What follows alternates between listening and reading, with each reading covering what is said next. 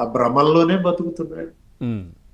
Right. Ravikiran గారు, so sir ఇప్పుడు ఇప్పుడు ఇందాక మీరు ప్రశ్న అడుగుతున్నారు, జగన్ జనానికి కనెక్ట్ కాలేకపోతున్నారు ఎందుకని. ఆ, జనాలు ఉండాలి కదా సార్ పవన్ గారు. అదే ఈరోజు అంటున్నారు సంక్రాంతి VVS గారు. జరుపుకుంటున్నాం సార్.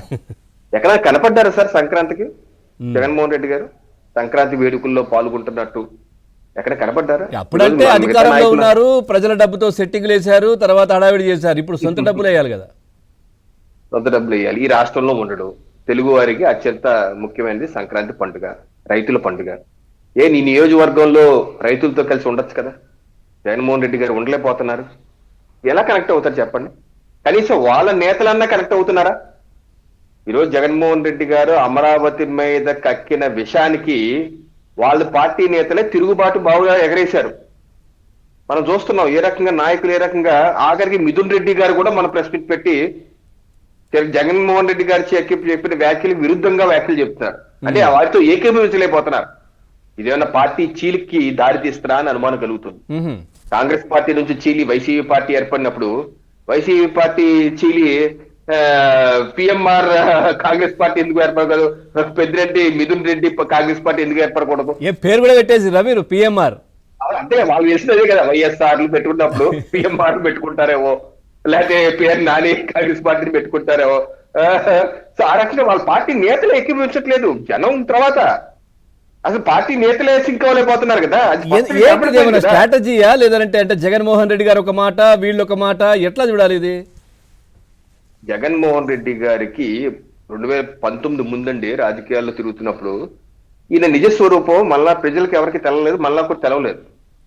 ముఖ్యమంత్రి అయ్యాక ఈ నిజ స్వరూపం, అది ఇప్పుడు ప్రతిపక్ష నాయకుడిగా ఆయన చేస్తున్న వ్యవహారం చాలా స్పష్టంగా అర్థమైపోతుంది అందరికి. ఏంటి, ఆయనకి ఏమాత్రం రాజకీయ అవగాహన లేదు.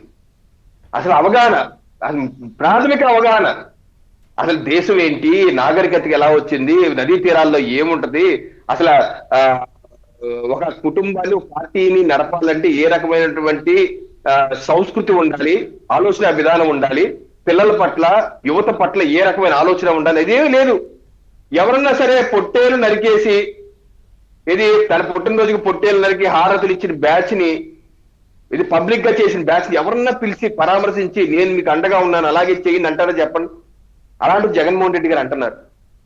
కొత్త సంవత్సరంలో చేసిన మొదటి పని అదే. ఆయన ఆ రకమైన సంఘ విద్రోహ శక్తులుగా రఫా అంటున్న బ్యాచ్లతో తై అంటారు. అంటే తప్పేంటి అంటున్నారు, ఇంకా అనొద్దు అని చెప్పట్లే అంటారు. తప్పేంటి అంటారు? అది ఇక్కడ ఈ రాష్ట్రానికి ఫలితం కాదు, పక్క రాష్ట్రానికి కోర్టులు లేదు, ఎకరం లేదు.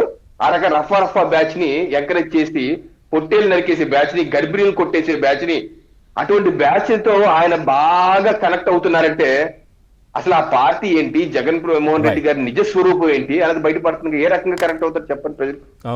ఆయన చెప్పే దాంట్లో, వైసీపీ పార్టీ చెప్పే దాంట్లో ఏదైనా నిజం అంటూ ఒకటి ఉండాలి కదా, ఒక ఆధారం. ఒకటి పీపీపీకి నువ్వు వ్యతిరేకం, మీరు 5 ఏళ్ళు ముఖ్యమంత్రిగా ఉన్నప్పుడు పీపీపీని వ్యతిరేకించారా? ఎప్పుడు పీపీపీ లేకుండా ఏదైనా చేశారా? ప్రైవేట్ పరానికి దూరంగా ఉన్నారా? మీరు విశాఖలో గంగవరం పోర్ట్ ని మీరు ఆదానికి అమ్మేశారు కదా, ప్రైవేట్ కి అమ్మేశారు కదా, మీరు జగన్ అమ్మేశారు కదా. అలాగే కృష్ణపట్నంలో వాటాని, ప్రభుత్వ వాటాని ఆదానికి అమ్మేశారు కదా. మీరేమో అమ్మేస్తారా?